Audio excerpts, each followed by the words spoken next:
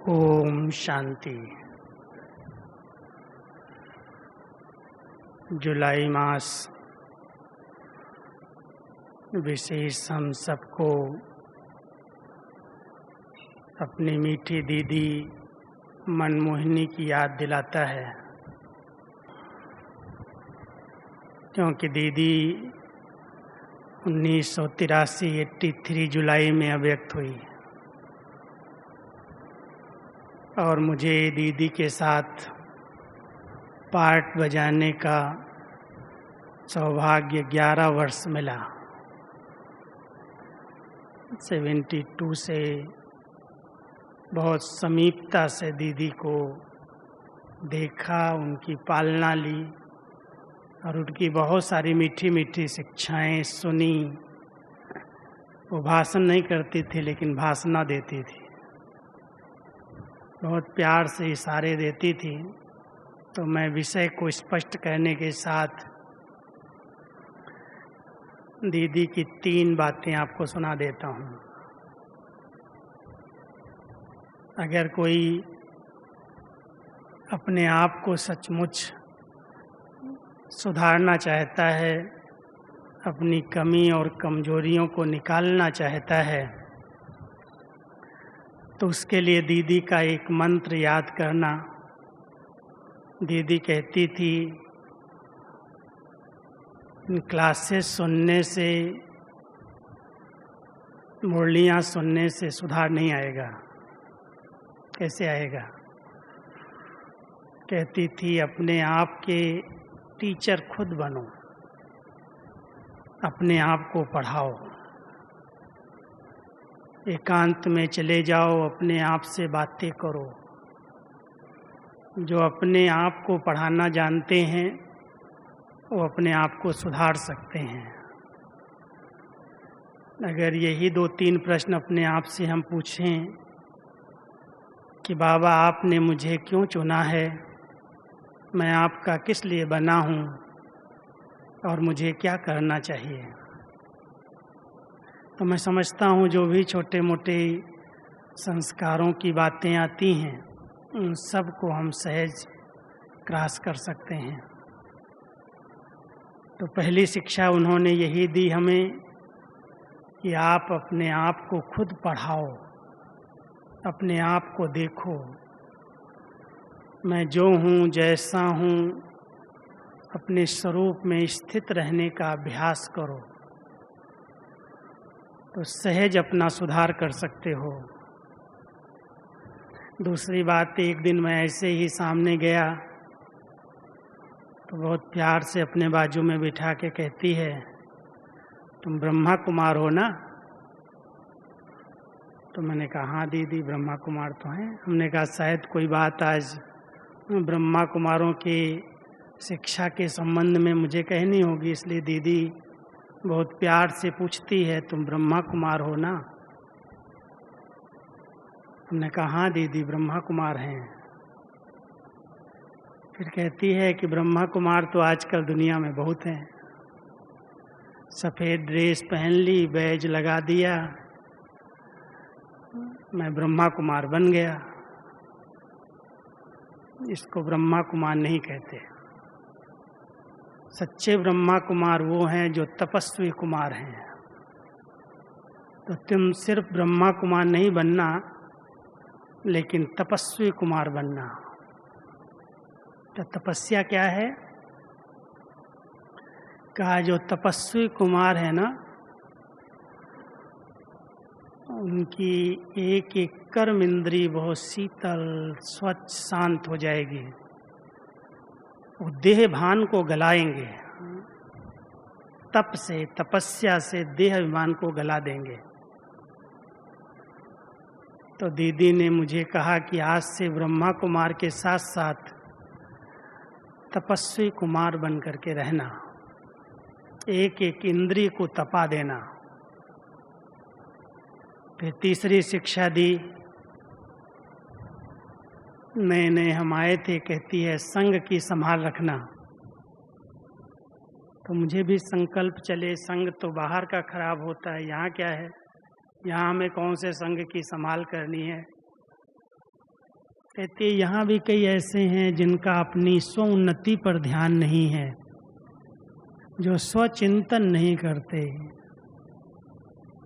सवेरे अमृत वेले योग नहीं करते हैं, मुरली क्लास नहीं करते हैं, सारा दिन सेवाएं की, भोजन किया, नींद किया। ये कोई ब्राह्मण लाइफ नहीं है, समर्पित लाइफ नहीं है। इसलिए पर चिंतन, पर दर्शन करने वाले बाबा के यज्ञ में, बड़ों के किसी भी बात में क्वेश्चन उठाने वाले, अगर कोई ऐसे हैं जो सारा दिन झरमुई जगमुई करते हैं, पर चिंतन पर दर्शन करते हैं, तो इस संग से अपनी संभाल करना, क्योंकि संग तारे कुसंग डुबोए। अगर अच्छा संग करोगे, अच्छों का संग करोगे तो पार हो जाओगे, और अगर कोई ऐसे कमजोर का संग कर लिया तो डुबो देगा। ध्यान देना, ये दीदी की बहुत मीठी शिक्षाएं उस समय हम सबको मिली थी, और उसके आधार से ही आज पूरा टेंशन रहता है कि मैं बाबा का बच्चा ऐसा तपस्वी मूर्त बन करके रहूं। अब तपस्या के लिए आत्मबोध की जरूरत है, आवश्यक आत्मबोध।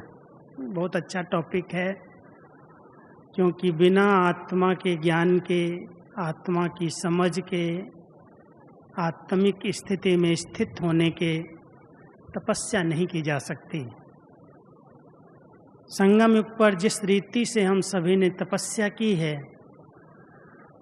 भक्ति मार्ग के अंदर उसकी यादगारें बहुत अच्छी तरह से चलती आई हैं।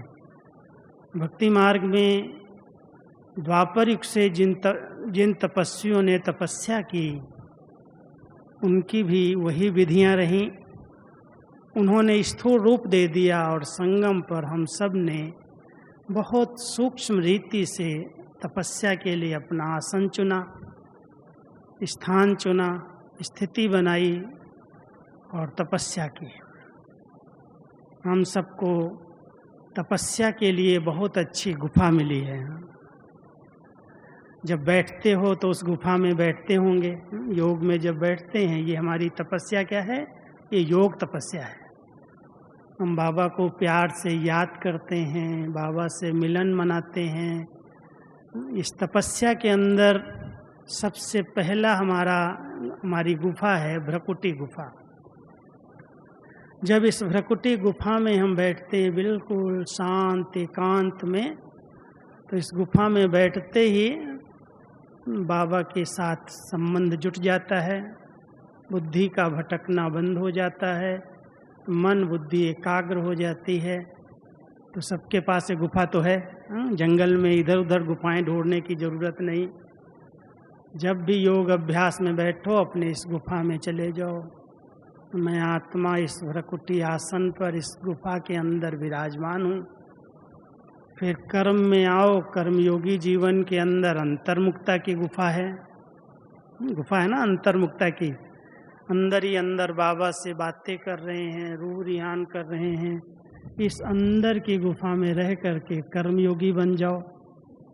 फिर किसी से बातचीत करते हैं, संबंध संपर्क में आते हैं, तो रूहानियत की गुफा है। आत्मा को देखना, आत्मा के गुणों पर नज़र रखना, उनकी विशेषताओं को देखना। तो सवेरे से रात तक हमें बाबा ने बहुत अच्छी 3 गुफाएं दे दी।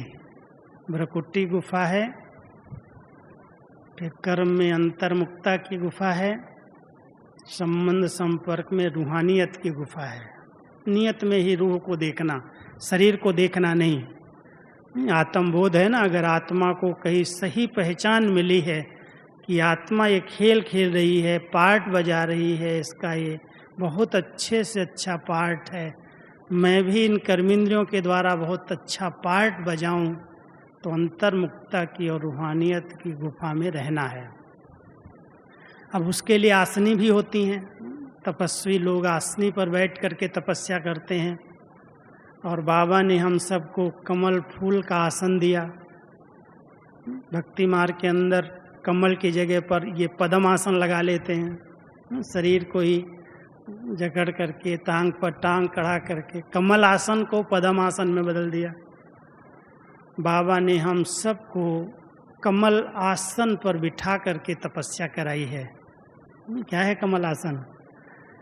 सबके साथ रहो, संबंध संपर्क में रहो, परिवार के बीच में रहो, घर गृहस्थ में रहो, लेकिन कोई भी बुराई का कीचड़ पानी आपके ऊपर ना आ जाए। कमल समान न्यारे और प्यारे रहो। कमल पर वैसा बैठा जा सकता है क्या? फूल पर तो कोई बैठ नहीं सकता। वो भी निशानी है बहुत हल्केपन की। अगर कोई तपस्वी मूर्त बनना चाहता है, तपस्या यथार्थ करना चाहता है, तो उसे बहुत हल्का बनना पड़ेगा। कोई भी बोझ अगर है तो उसका योग नहीं लगेगा, तपस्या नहीं कर सकता है। तो मन और बुद्धि बहुत लाइट, बहुत हल्की है, तो कमल आसन हमें मिल जाता है। फिर दूसरा आसन बाबा ने हमें दिया है एक रस स्थिति का आसन। एक रस स्थिति, जब बैठो तो एक के रस में, एक के प्यार में लौलीन हो जाओ। ये एक रस स्थिति का आसन है। और तीसरा पार्ट के अंदर आसन है साक्षी दृष्टा स्थिति का आसन। करते होंगे अभ्यास, क्योंकि अगर साक्षी दृष्टा स्थिति नहीं है तो क्या होगा? हलचल में आ जाएंगे। ये क्यों ऐसा करता है, इसको ऐसे नहीं करना चाहिए, कितने सारे प्रश्नों में आत्मा उलझ जाती है। इसलिए बाबा ने हमें बहुत अच्छा आसन दी है। बच्चे साक्षी दृष्टा के आसन पर विराजमान रहो। हर आत्मा अपना अपना बहुत अच्छा ड्रामा के अंदर पार्ट प्ले कर रही है। इसका एक्यूरेट पार्ट है। ये विलियन का भी पार्ट जो है, इसका ये भी एक्यूरेट है। हलचल में नहीं आओ, क्वेश्चन नहीं उठाओ, साक्षी होकर के देखो और देखते हुए बहुत न्यारे और प्यारे रहो। अब स्थान कैसे तपस्वियों ने चुना है? बाबा ने स्थान भी बहुत अच्छे अच्छे हमें बताए हैं। कहाँ बैठो? तो जैसे एक गुफा दी है, ऐसे ही दूसरा स्थान दिया है। बच्चे वृक्ष के तने में, जड़ में बैठो। आपने देखा होगा जितने लोगों ने तपस्या के द्वारा सिद्धियां प्राप्त की हैं, अधिकतर वृक्ष के नीचे बैठ करके तपस्या की। आप गया में, सारनाथ में कहीं भी जाएंगे, जो हमारे बौद्ध धर्म में गौतम बुद्ध जी की तपस्या के यादगार बने हुए हैं, वहाँ पर वो वृक्ष के नीचे बैठे हैं, तपस्या कर रहे हैं। बाबा ने हम सभी तपस्वी बच्चों को कहाँ बिठाया? कल्प वृक्ष के, सृष्टि वृक्ष के तने में बिठाया है। बीज रूप बाबा है। मात पिता, आदि पिता, आदि माता, कपल मुनि, कामधेनु माँ तपस्या कर रहे हैं, और हम बच्चों को कहते हैं बच्चे आओ मेरे बाजू में बैठो। पूरे सृष्टि चक्र को, इस सृष्टि झाड़ को देखो और बहुत अच्छी इसको सकाश दो, इसको दृष्टि दो। आप इस वृक्ष के पूर्वज आत्मा हो। पूर्वज के समान में स्थित होकर के वृक्ष के नीचे बैठ करके तपस्या करो। फिर तपस्वी लोग कभी कभी एकदम जंगल में, पहाड़ों पर चले जाते हैं, ऊंचाई पर चले जाते हैं। कई तपस्वियों ने हिमालय में तपस्या की, बहुत अच्छी अच्छी सिद्धियां वहाँ से लेकर के आए। बाबा भी हम बच्चों को कहता है हिमालय चोटी पर तो जाना नहीं है, लेकिन आपको बहुत ऊंची चोटी पर बाबा ने बिठाया है। परम धाम की ऊंची चोटी पर आके बैठ जाओ। जाते हो कि नहीं सभी? उड़ने का अभ्यास करो। बहुत अच्छे साधन बाबा ने हम सबको दिए हैं। जब तपस्या करते हो अपने आत्मिक स्वरूप में स्थित होकर, अपने मन और बुद्धि के विमान से, बाबा ने बड़ा अच्छा शब्द दिया है, मन एक उड़न खटोला है और बुद्धि आपका बहुत अच्छा विमान है। तो सबके पास उड़न खटोला भी है, उसको पेट्रोल नहीं चाहिए, वो तो संकल्प की गति से चलता है। ऐसा बुद्धि का विमान है जो यहाँ बैठे हैं। साकार लोक से एक सेकंड में हम अपने अव्यक्त लोक में, सूक्ष्म लोक में पहुंचते हैं और सूक्ष्म लोक से अपने परम धाम घर में पहुंच जाते हैं। वहाँ बैठ कर के ऊंची स्थिति में पूरे ग्लोब को प्रकाश देते हैं, लाइट देते हैं। तो तपस्या के लिए संगम युग पर बाबा ने अपने बच्चों को इतना अच्छा ज्ञान, इतनी अच्छी समझ दी। वृक्ष के नीचे इसीलिए बिठाया है कि बच्चे पूरे वृक्ष का ज्ञान इमर्ज रहना चाहिए। शून्य की तरफ तपस्या नहीं करना। कई लोग जब बैठते हैं ना तो बिल्कुल संकल्प को एकदम शांत करने का अभ्यास करते हैं और शांत करते करते शांति धाम में चले जाते हैं। इसलिए बहुत ध्यान देना, क्योंकि मैं देखता हूँ कि कई लोग योग में बैठते हैं और निद्रा की गोदी में चले जाते हैं। जो आत्म बोध है, आत्म स्थिति है, जो उसका चिंतन है, मैं जो हूँ जैसा हूँ, अपने स्वरूप का चिंतन करो, अपने ऊंचे स्वमान का चिंतन करो। बाबा ने मुझे कहाँ से कहाँ पहुँचा दिया, क्या से क्या बना दिया, कितना श्रेष्ठ पार्ट दिया है, हीरो पार्ट धारी बनाया है। पूरे कल्प के अंदर हम सबका कितना महान श्रेष्ठ श्रेष्ठ भाग्य है जो भगवान ने हमें इस विश्व कल्याण की सेवा के लिए निमित्त बनाया है। बहुत ऊंचे स्वमान में स्थित होंगे, क्योंकि योग के लिए 3 चीज़ें और चाहिए। एक बहुत आंतरिक खुशी चाहिए, नशा चाहिए। अगर खुशी और नशा नहीं है तो कभी भी आप योग के, तपस्या के अच्छे आनंद का अनुभव नहीं कर सकते।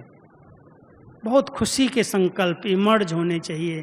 कौन मिला है, किससे बातें कर रहा हूँ, किसने हमें ऐसी जीवन दी है, कौन मुझे गाइड कर रहा है, कौन मुझे पढ़ा रहा है। बहुत खुशी और नशे के संकल्प करो और बहुत हल्के बन जाओ। सब जवाबदारियाँ संगम युग पर बाबा कहता है, बच्चे मैं तुम्हारा ओबीडियंट सर्वेंट बन करके आया हूँ, तो मुझे अपनी सब जवाबदारियाँ, अपनी सब चिंताएं अर्पित करो। अगर चिंताओं को अर्पित नहीं किया है, बाबा को दिया नहीं और बोझ लेकर के चल रहे हैं, योग नहीं लगेगा। इसलिए संगम पर जिन बच्चों ने बाबा को यथार्थ पहचाना और कहा, बाबा ये सब तेरा है, तू जवाबदार है, मैं क्यों चिंता करूं, तुम बैठा है। बाबा कहता, मैं बैठा हूं, तुम चिंता मत कर। तो ऐसे एक निश्चय, नशा और हल्कापन अपने आप आत्मा को उड़ा ले जाता है। तीसरी चाहिए लगन, बहुत प्यार बाबा के प्रति, इतना अटूट प्यार जिसको कहते हैं लगन लगी तो विघन नहीं रहते। जहाँ लगन है वहाँ विघन ठहरते नहीं हैं। तो लगन की अग्नि को प्रज्वलित करो। लगन कैसे अंदर से इमर्ज हो जाएगी। बाबा आपने मुझे इतनी सारी प्राप्तियां कराई हैं, अखुट भंडार दिया है। चिंतन करो। कभी कभी मैं कभी कभी बैठता हूँ, कहता हूँ, वाह बाबा क्या पढ़ाया है। सारी दुनिया का ज्ञान, इतिहास, भूगोल सब कुछ पढ़ा दिया। मुझे दुनिया का कोई ज्ञान नहीं, मैंने कोई लौकिक किताबें नहीं पढ़ी। और बाबा आपने मुझे पढ़ा करके त्रिकालदर्शी, त्रिलोकीनाथ, नॉलेज फुल बना दिया, ज्ञान का भंडार दे दिया। ज्ञान सागर ने जो प्राप्तियां कराई हैं, ज्ञान का चिंतन करो। इतने दिव्य गुणों से बाबा ने हमें सजाया है, श्रृंगारा है। कितने दिव्य गुण जीवन में आ गए, कितनी हर्षित मुक्ता है, पवित्रता है, स्वच्छता है, निर्माणता है, निर्मलता है, निरहंकारिता है। एक गुणों की माला बाबा ने हम सबको पहना दी, गुण मूर्त बना दिया, गुणवान बना दिया। तो जब हम इन प्राप्तियों को याद करते हैं कि बाबा आपने ज्ञान का अविनाशी खजाना दिया, गुणों का अविनाशी खजाना दिया, शक्तियों का अविनाशी खजाना दिया, और संगम पर कलयुग के अंदर अपने बच्चों का इतना ऊंचा चरित्र बना दिया। जब सबका चरित्र दुनिया में गिरा हुआ है, बाबा के बच्चे चरित्रवान हैं। उनकी दृष्टि पवित्र शुद्ध है, उनकी भाषा बड़ी मधुर है, नम्रचित्त है, उनकी वृत्तियां बड़ी अनासक्त हैं। चरित्रवान किसको कहते हैं? चरित्रहीन किसको कहते हैं? तो भेंट मिल जाएगी आपको। जो दुनिया के अंदर कामी पुरुष हैं कहते हैं बड़ा चरित्र इसका गिरा हुआ है, जो क्रोधी हैं उनके लिए कहते हैं इसका चरित्र ठीक नहीं, छोटी छोटी बात में चिड़चिड़ा हो जाता है, गुस्सा करता है, अपशब्द बोलता है, हिंसा पर उतर आता है, इसका चरित्र ठीक नहीं है। और जो लोभ वृत्ति के कारण पेट के लिए नहीं लेकिन पेटियां भर रहा है, लोभ वृत्ति वाले को भी कहते हैं इसका भी चरित्र ठीक नहीं है। भ्रष्टाचार, किसको कहते हैं भ्रष्टाचार? ये भ्रष्ट आचरण है इसका, कमाई का साधन इसका गलत है। तो बाबा ने अपने बच्चों को चरित्रवान बनाया है संगम पर। इतनी प्राप्तियां कराई हैं, आप अगर इन प्राप्तियों को याद करो एकदम प्यार के आंसू आ जाएंगे, नैन गीले हो जाएंगे, बाबा के प्यार में खो जाएंगे, अपने आप लगन बढ़ जाएगी। तो हम सब लगन को बढ़ा करके, विघ्नों को हटा करके तपस्वी मूर्त बन जाते हैं। और जितना हम अपने आत्मिक स्वरूप में, आत्मिक स्थिति में स्थित रहते हैं, तपस्या क्या है? तपस्या का आधार क्या है? त्याग। समय की सीमा है, मैं थोड़े शब्दों में बताता हूँ। तपस्या का आधार है त्याग, और त्याग है ही देह भान का त्याग। देह भान को गलाना है। हम सब इतना पक्की तपस्या करें आत्मिक स्थिति की, भ्रकुटी के बीच में बैठ करके देह भान गल जाए। कहते पहाड़ों पर पांडव गल गए, अब उस पहाड़ पर कोई शरीर से गलेगा तो सुसाइड हो गई, लेकिन देह भान को आत्मा अपने आप में गला दे, जरा भी अभिमान ना आए। भान ही न रहे तो अभिमान कहाँ से आएगा? तो कहते हैं देह भान को गलाना है, अभिमान को भगाना है और अहंकार को मारना है। कहते हैं अहंकार को मारो। तो हम सब जितना जितना आत्म अभिमानी स्थिति में स्थित रह करके भ्रकुटी आसन पर बैठ करके बाबा को याद करते हैं, तो देह भान से मुक्त हो जाते हैं, अभिमान अपने आप समाप्त हो जाता है। अभिमान क्या है? मैं, जो आज बाबा ने कहा कितने हंगामे, कितने झगड़े क्या कर लेते हैं लोग अहम के कारण। तो ऐसे अहम को हम सब मारने के लिए तपस्या कर रहे हैं। मैं समाप्त हो जाए, इतना आत्मा नम्र चित्त, निर्माण चित्त, सरल चित्त, ऐसी योगी लाइफ बन जाए, ऐसी जीवन बन जाए, इसके लिए आत्मबोध, आत्म स्थिति की बहुत आवश्यकता है। इस पर हम बहुत ध्यान दें। हमारी तपस्या है ही आत्म अभिमानी बनने की। त्याग है देह अभिमान का और तपस्या है आत्म अभिमानी स्थिति की। तो सब आत्म अभिमानी स्थिति में स्थित होकर लगन की अग्नि को प्रज्वलित करो, दृढ़ता का संकल्प लो, एकांत वास करो, ये तपस्वी जीवन बन जाएगी बस। तो हम सब बाबा के बच्चे ऐसे तपस्वी मूर्त बन करके विश्व कल्याण की सेवा के निमित्त बने। ओम शांति।